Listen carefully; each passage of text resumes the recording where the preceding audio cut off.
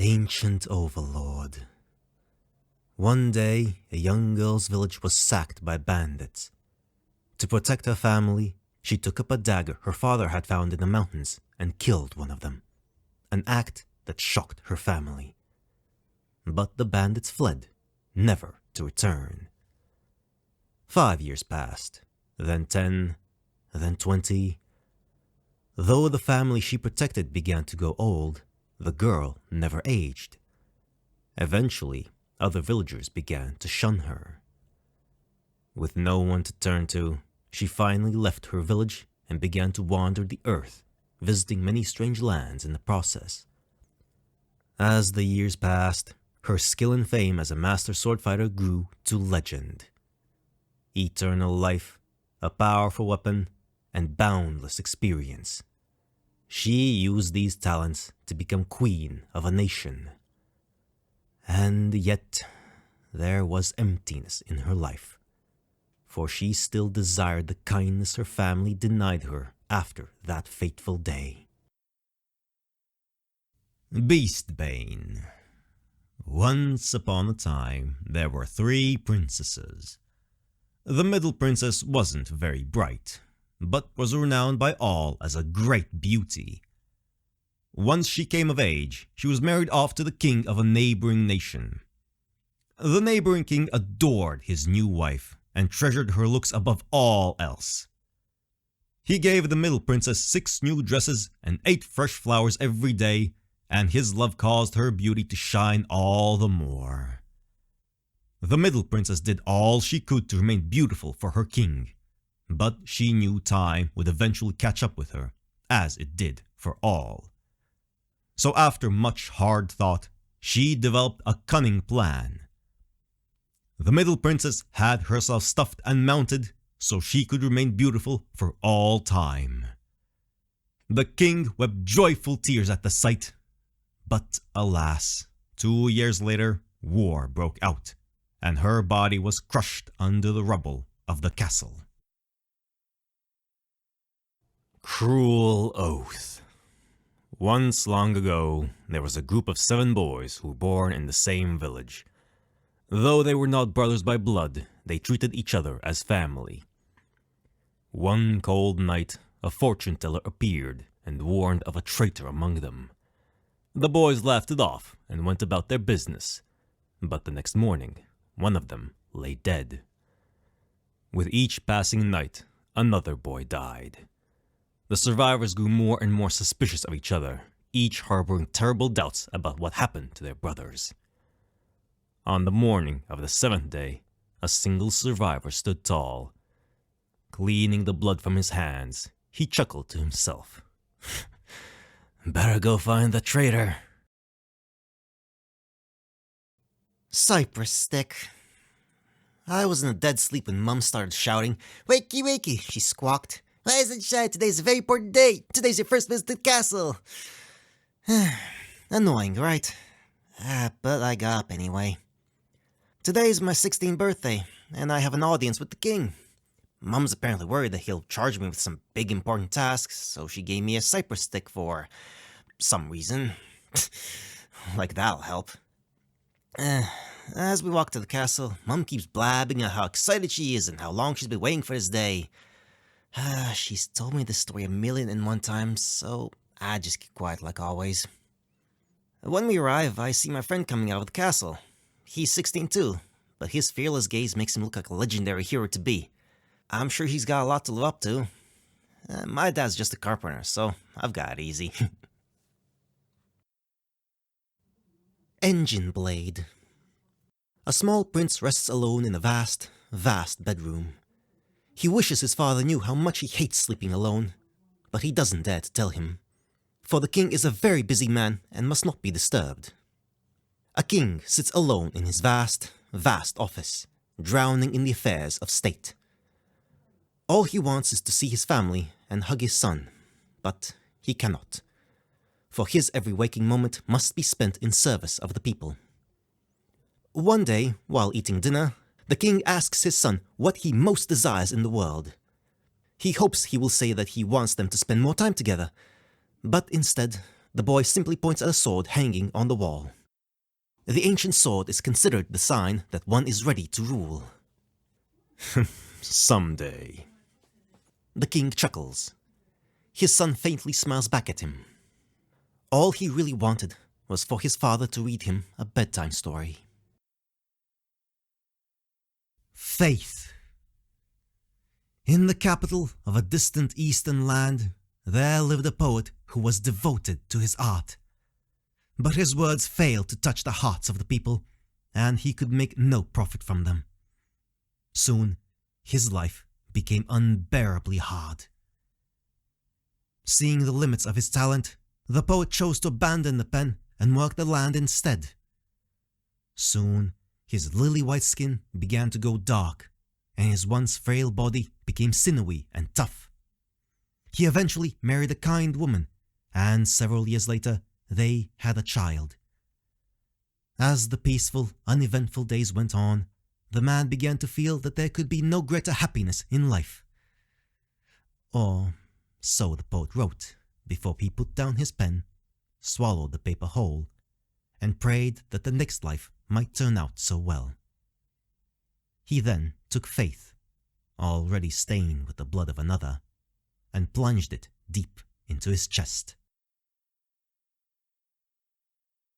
Phoenix Dagger. The girl lay there on the day of her wedding. Her parents and beloved were dead, and she herself had been violated in front of their corpses. As she swore to kill those who had done this terrible deed, a shining songbird appeared. "Allow me to grant your wish," said the bird. "Wish upon this dagger, and never forget this hatred that you feel." The girl grasped the weapon and spat out a tearful curse. "I vow not to forget. Please, give them a painful death." Time passed, and eventually she got her revenge. Years later, when she was an old woman, the songbird appeared anew. "What of your vow?" it asked, but she did not understand. And come to think of it, what became of her beloved dagger? That night, bandits broke into her house, assaulted her daughter, and murdered her grandchild. The songbird then reappeared with a single question. "How long will your hatred burn this time?" Type 3 sword. The craftsman's weapons were neither flashy nor attractive, but they never once failed in battle. This reliability afforded him a never-ending stream of loyal clients. Yet, something nagged at the craftsman. Though he'd forged many a weapon, he'd only tested them on pigs and cows. He wondered what it might feel like to use them on another human being. So the craftsman took a sword to a battlefield and slashed at corpses, disappointed at how easily the sword slid through them. It wasn't satisfying at all. He wanted to really feel like he was ripping through flesh. The craftsman modified the sword in search of that feeling, not thinking at all of the pain it would cause. Until one night, a bandit broke into his home, snatched the weapon up, and showed him exactly how effective it was. YorHa Issue Blade. Morning, listeners! It's time to kick off another installment of Listener Letters with your favorite radio idol, DJ24D. Now, let's get this day started right, shall we? How's it going, listeners? Yeah, I know, you're all still thinking about that cleanup operation yesterday, right? We may have lost a lot of good people, but it's still our job to get up and at 'em, right? Howdy, listeners! Your favorite radio idol, DJ24D, hasn't been receiving any letters lately. Don't you like me anymore? Or maybe no one is even listening. Anyway, who's ready to kick things off? Hello? Is anyone there? Is this thing even on? It's me, radio listeners, 24D. I'm an idol, remember? An idol! An idol! An idol! An idol! An idol! An idol! An idol! An idol! An idol! An idol! An idol! An idol! Type 40 Sword. YorHa R&D Team Journal, August 29th. Held a press report meeting for the new weapon. Considering how many observers we have from other orbiting satellites, I can tell they expect a lot from us. YorHa R&D Team Journal, December 10th. We had our first core installation experiment today. Saw some troubling signs, including issues with unexpected irregular output and core perimeter defenses. YorHa R&D Team Journal, January 8th. The circuits of 3 consecutive staffers burnt out after attempting to remove the core's protection. I've requested replacement personnel. YorHa R&D Team Journal, December 15th. Command pulled the plug on our project. The weapon will go into official operation with the core still sealed. Machine sword. The more old records I read, the more fascinated I become by the species known as humans. We machines must do all we can to preserve these precious artifacts and continue to record their contents. I see from the records how important predation and reproduction were to human survival, and yet they viewed such acts as sinful. I wonder why. I found a famous human book today, but after reading it 10 times, it still makes no sense to me. What possible attraction could there be to such a thing? Eureka! It seems the answer was in front of me all along. I am simply incapable of comprehending anything about humanity or the world in general. Ah, how wonderful it is to live in a world swallowed in mystery. Iron pipe. Dad, if you're cold, I can give you my hat. You're the best father in the world, after all. Dad, if you're hungry, you can have my cookie. You're my favorite person in the world, after all. Dad, if you're scared, I can sleep by your side. You're my closest friend in the world, after all. So, please, don't go anywhere. All right, Dad? Don't leave your Yon all alone. Okay? Virtuous Contract. How long can I fight amidst this bloody vortex of a battlefield? How long, I wonder?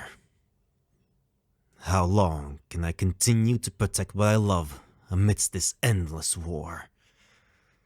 How long, I wonder? How long can I continue to believe in a world laden with deceit and folly? How long, I wonder?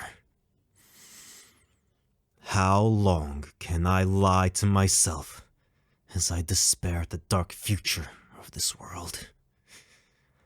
How long, I wonder?